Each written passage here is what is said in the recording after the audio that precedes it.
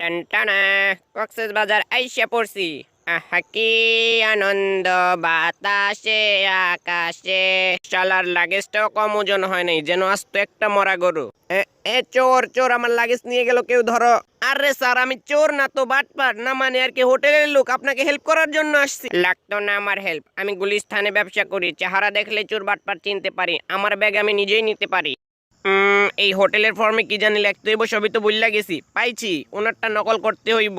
একটু ভাব নেই যাতে বুঝতে না পারে আমি তারটা নকল করতেছি।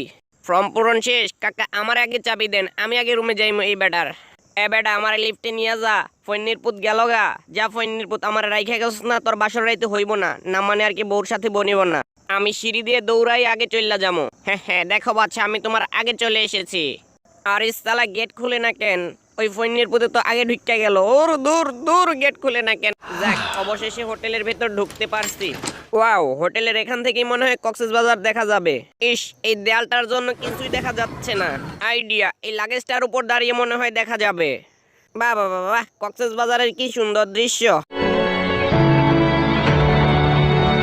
হোটেল ভাড়া কিছুটা বাড়াই দিতে হইবে এর জন্য। ওরে সালা, বিছানাটা তো ভালো নরম আছে। কক্সবাজার পরে, আগে বিছানাটার সাথে একটু মজা নেওয়া যাক।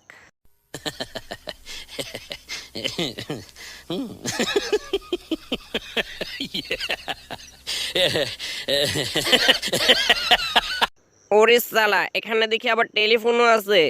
যাক, কক্সবাজার ঘুরি আর না ঘুরি, এখান থেকে এটা দিয়ে গার্লফ্রেন্ডের সাথে আনলিমিটেড কিস্তি দেওয়া যাবে ফ্রিতে ফ্রিতে মন মতো। অনেক রাত হয়েছে, ঘুমানোর আগে আমার কুত্তার বাচ্চাটারে ঘুম পাড়াই নেই। হায় হায়, এটা কি হলো? বুঝতে পারছি, ওর গার্লফ্রেন্ডকে নিয়ে আসি নাই দেখে ওই রাগ করে আত্মহত্যা করলো। যাই হোক, জানালার পর্দাটা অনেক নোংরা হয়ে গেছে, আমার বাসায় থেকে নিয়ে আসা রেডিমেড পর্দাটা এখানে লাগিয়ে দিতে হবে। টানটানা, ড্রিল মেশিন দিয়ে দেয়াল ফুটা করে আমার সাথে করে নিয়ে আসা পেন্টিংটাও এখানে লাগিয়ে দিতে হবে। হ্যাঁ হ্যাঁ, কাম তামাম, খেল খতম। কি ব্যাপার, পাশের রুম থেকে শব্দ আসছে কিসের? ও চান্দু, তুমি ভালো রুমের সাথে অ্যাটাচ বাথরুম পেয়ে গোসল করতেছো? দেখাচ্ছি মজা। হ্যাঁ হ্যাঁ চান্দু, যাও যাও, দেয়াল কেটে তোমার রুমে গিয়ে আমি গোসল করে আসবো। কি ব্যাপার, এ তো মনে হচ্ছে ভূমিকম্প শুরু হয়ে গেছে। এখনই উপরে গিয়ে চেক করতে হবে কি হচ্ছে। হ্যাঁ হ্যাঁ চান্দু, যতই চেক করো তোমরা আমার চুলটাও বুঝতে পারবে না, যা ঘটনা ঘটানোর আগেই ঘটায় ফেলছি। টানটানা। হ্যাঁ হ্যাঁ, তাড়াতাড়ি করে এখন আমি এখান থেকে ভাগি। কক্সবাজার আসার পর এবার একটু মন মতো সমুদ্র সৈকত থেকে ঘুরে আসা যাক। ধর কিরামটা লাগে, একে তো লিফট বন্ধ, তার উপর সিঁড়িতে আসি পড়ে গেলাম এই বুড়ি মহিলার পেছনে। উনি যেভাবে হাঁটা শুরু করছে, আমার তো মনে হচ্ছে না আজকেই সিঁড়ি পার করা শেষ হবে। কক্সবাজার যাওয়া তো পরের কথা। ধর, মনে হচ্ছে এই বুড়িকে ধাক্কা মেরে নিচে ফেলে দেই। না না, তাও করা যাবে না, তাহলে আবার মরা মেরে খুনের দায় দিতে হবে। পেয়েছি আইডিয়া, এই সিঁড়ির রেলিং বেয়ে এই বুড়ির সামনে চলে যেতে হবে। হ্যাঁ হ্যাঁ, কি বুদ্ধি আমার। হ্যাঁ হ্যাঁ, চলে এসেছি বুড়ির আগে। ইয়া হো, আয় হায়, এই বুড়াটা আবার আসলো কোথা থেকে? আজকে আমার কপালটাই ফাটা। কি আর করার, এখন এদের সাথে সাথেই যেতে হবে টিপি টিপি করতে করতে। আমার মনে হয় আর কক্সবাজার দেখা হলো না। আহ, অবশেষে সেই অভিশপ্ত সিঁড়ি পার করতে পেরেছি। আরে, ওই তো দেখা যাচ্ছে আমার সেই স্বপ্নের কক্সবাজার। এবার আর আমাকে ঠেকায় কে? এখন আর কোনো বাধাই আমাকে আটকাতে পারবে না সমুদ্র সৈকতে যাওয়ার থেকে। মুই আইসা পড়ছি কক্সবাজার। আহা কি আনন্দ আকাশে বাতাসে। হ্যাঁ, কক্সবাজারের বাতাসে মোর লঙ্গি আকাশে। মুই আইয়া পড়ছি কক্সবাজার, মুই আইয়া পড়ছি। হে। অনেক সাধনার পরে মুই পাইলাম কক্সবাজার। ইয়াহো, আমার তো নাচতে মন চাইতে আছে। হিহি। শুনেন শুনেন ভাই বোনেরা, শুনেন দিয়া মন, কক্সবাজার আইসা কচি হইল আমার বুড়া মন। হে হে। আরে বেন কাকু, বিগ ফ্যান ভাই, বিগ ফ্যান। দেখেন আপনার ভালোবাসি, আপনার লাহান না মানে আর কি, আপনার গাড়ির লাহান একখান গাড়ি বানাইছি মুই, এই যে দেখেন। বাহ বাহ বাহ, খুবই মজৎকার হয়েছে গাড়িখানা। আমি তো শুধু এইটার ভিডিও করতেই থাকবো করতেই থাকবো। হ্যাঁ হ্যাঁ। যেতে যেতে কক্সবাজারের পথে পূর্ণিমা রাতে ঢেউ এসেছিল সমুদ্রে। হে হে। কক্সবাজার আইয়া মোর খুবই ভালো লাগতে আছে। আপনারা যদি এই ভিডিওতে 500 লাইক কইরা দেন তাইলে মুই আবার আইমু কক্সবাজার। আজকের মতো সবাই রে টাটা। হ্যাঁ, কক্সবাজারের পর এবারে পালা হচ্ছে সাজেক ট্যুর। ভালো মতো সবকিছু গুছিয়ে নেই। না, শালার সুটকেসটাও ঠিক মতো লাগানো যাচ্ছে না, মনে হচ্ছে জিনিসপত্র সব কমাতে হবে। সাজেক গিয়ে কয়দিন থাকবো সবকিছু হিসাব করে জিনিসপত্র নিয়ে যেতে হবে। মাত্র এই কয়েকদিনের জন্য এত বড় তোয়ালে দিয়ে কি হবে? এটার এই শর্টার ভার্সনটাই নিয়ে যেতে হবে। হ্যাঁ হ্যাঁ, এটাই পারফেক্ট। মাত্র এই কয়েকদিনের জন্য এত বড় প্যান্ট কোনো কাজে আসবে না, এই ছোট প্যান্টটাই নিয়ে যেতে হবে। আর জুতা একটা হলেই যথেষ্ট। শার্ট তো আছে অনেকগুলা, এখান থেকে পছন্দ মতো একটি নিয়ে যেতে হবে। কোন শার্টটা নেওয়া যায়? ওপো 10, 20, 30, 40, 50, 60, 70, 80, 90, 100। না, শার্ট এটা পছন্দ হয়নি, চেঞ্জ করে অন্যটা দিতে হবে এটার জায়গায়। হ্যাঁ হ্যাঁ, এবার না হয়ে যাবে কোথায়? 80, 90, 100, এই তো হয়ে গেছে। আর ব্রাশটাও তো এত বড় দরকার নেই, ভেঙে ছোট করে নিয়ে যেতে হবে, এই তো হয়ে গেছে। আর পেস্টও এত দরকার নেই, ফেলে কমিয়ে তারপর নিয়ে যেতে হবে, এটুকুই আমার জন্য যথেষ্ট।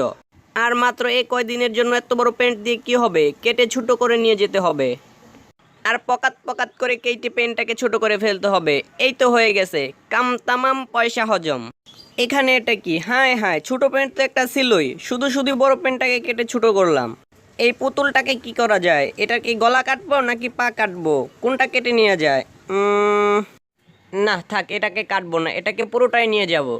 হ্যাঁ হ্যাঁ, ব্যাগপত্র সবকিছু গুছানো শেষ। সাজেক মুই আইতে আছি। হায় হায়, এই বইটাকেই তো নেওয়া হয়নি। আর এদিকে এটা কি? হায় হায়, বড় সুটকেস নিচে রেখে আমি ছোট সুটকেসে জায়গা হয় না বলে সবকিছু ফেলে দিলাম। কি আর করার এখন, এই প্যাক করা ছোট সুটকেসটাকে বড়টার ভেতর ভরে নিয়ে যেতে হবে। টাকা দিয়ে কিনেছি তো, কাজে তো লাগাতেই হবে। এটাই তো মনে হচ্ছে সাজেক যাওয়ার ট্রেন। আর 7-5 না ভেবে ভেতরে গিয়ে টপ করে খালি জায়গাটায় বসে পড়ি। প্রথমেই সুটকেসটাকে জায়গা মতো রেখে নেই, এই তো হয়ে গেছে। এখন এখানে একটু আরাম করে বসা যাক। হ্যাঁ, পাশের কাকু বই পড়তেছে, সো আমিও বই পড়ি। সাজেক যেতে যেতে সময়টা খুব ভালোই কেটে যাবে। বাহ, বাহিরের দৃশ্যগুলো কি সুন্দর, আমাদের সাথে সাজেক যাচ্ছে মনে হচ্ছে।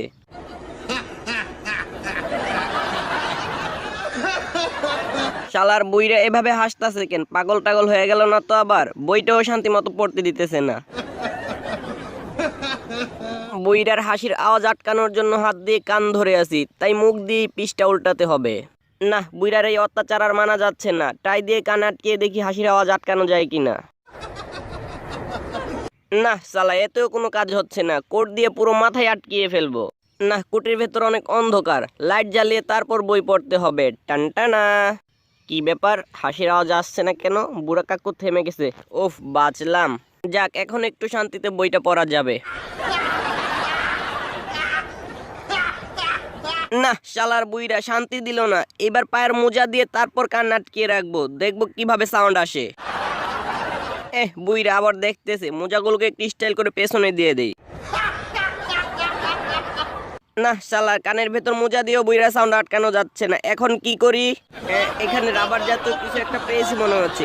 ও, চুইংগাম। এটা দিয়ে এখন আমি কান আটকিয়ে রাখবো, দেখবো বুইরার সাউন্ড কি করে আমার কানে আসে। হ্যাঁ হ্যাঁ, বুইরা তুমি চলো ডালে ডালে, আমি চলি পাতায় পাতায়।